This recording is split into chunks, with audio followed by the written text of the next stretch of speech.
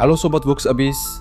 Jika Tyrannosaurus Rex adalah ikon predator darat, maka ada satu raksasa yang jauh lebih aneh, lebih panjang, dan kini diyakini sebagai predator amfibi terbesar yang pernah ada. Kita bicara tentang Spinosaurus aegyptiacus, Spinosaurus dari Mesir. Dinosaurus yang telah berulang kali mengubah pemahaman kita tentang bagaimana seharusnya rupa dan cara hidup seekor dinosaurus. Dari penemuan fosil pertamanya yang hilang dalam perang, hingga studi modern yang mengubah total penampilannya, mari kita selami kisah lengkap tentang Spinosaurus. Kisah Spinosaurus dimulai pada tahun 1912 di Mesir, ketika paleontolog Jerman Ernest Stromer menemukan sisa-sisa yang luar biasa. Fosil ini mencakup tulang belakang yang ditutupi duri-duri panjang, gigi kerucut yang khas, dan beberapa tulang lainnya. Pada tahun 1915, Stromer mendeskripsikannya dan menamakannya Spinosaurus aegyptiacus, yang berarti kadal berduri Mesir. Ia telah memperkirakan dinosaurus ini memiliki semacam layar di punggungnya. Nggak layar TV juga, wih. Sayangnya, fosil Spinosaurus asli ini tersimpan di Museum Munich. Selama Perang Dunia Kedua pada tahun 1944, museum itu dibom dan fosil berharga itu hancur total. Selama puluhan tahun, satu-satunya bukti keberadaan Spinosaurus adalah deskripsi dan gambar Stromer.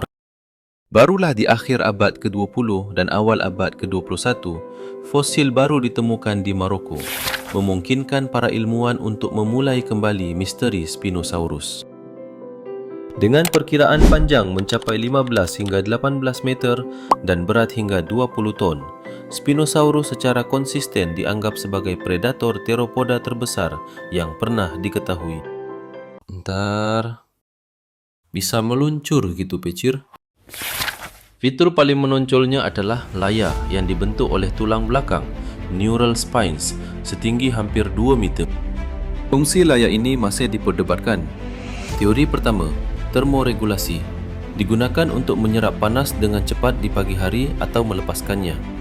Teori kedua, yang lebih populer, sebagai alat pameran untuk menarik pasangan atau mengintimidasi saingan.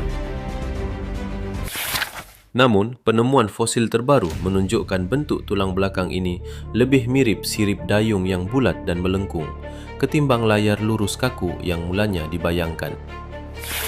Spinosaurus memiliki tengkorak yang panjang dan sempit, mirip seperti buaya atau gharial, dengan moncong yang dilengkapi gigi-gigi kerucut yang tidak bergerigi. Ini sempurna untuk menjepit ikan yang licin.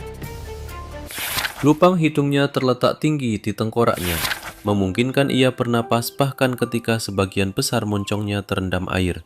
Adaptasi yang jelas untuk kehidupan air. Penemuan tahun 2014 oleh Nizar Ibrahim merevolusi pandangan kita. Tulang kaki belakangnya ternyata sangat pendek dan padat, serta memiliki pelvis yang kecil. Struktur ini membuatnya canggung berjalan di darat, tetapi ideal untuk mendorong tubuh di air. Studi lanjutan menunjukkan tulang-tulang Spinosaurus sangat padat, osteosklerosis, mirip dengan tulang penguin, paus atau buaya modern. Tulang yang padat ini berfungsi sebagai pemberat alami untuk membantu mereka menahan daya apung dan menyelam dangkal. Puncaknya adalah penemuan fosil ekor pada tahun 2020 yang menunjukkan ekornya lebar dan fleksibel, berfungsi sebagai pendorong atau dayung yang kuat di air. Ini mengukuhkan statusnya sebagai dinosaurus semi-akuatik yang menghabiskan sebagian besar waktunya di Sungai Kapur yang luas. Spinosaurus hidup di lingkungan yang penuh dengan sungai raksasa dan delta, sekitar 112 hingga 93,5 juta tahun lalu. Ia berbagi habitat dengan predator raksasa lain, termasuk buaya purba, Sarcosuchus, dan hiu. Analisis perut menunjukkan makanan utamanya adalah ikan, termasuk ikan gergaji raksasa Onchopristis. Namun giginya yang kuat juga memungkinkan ia memangsa reptil atau dinosaurus kecil yang terlalu dekat ke tepi sungai. Kisah Spinosaurus adalah pengingat yang fantastis tentang bagaimana paleontologi terus berkembang. Dari kadal darat dengan layar, ia bertransformasi menjadi predator amfibi yang canggung di darat namun tak tertandingi di air.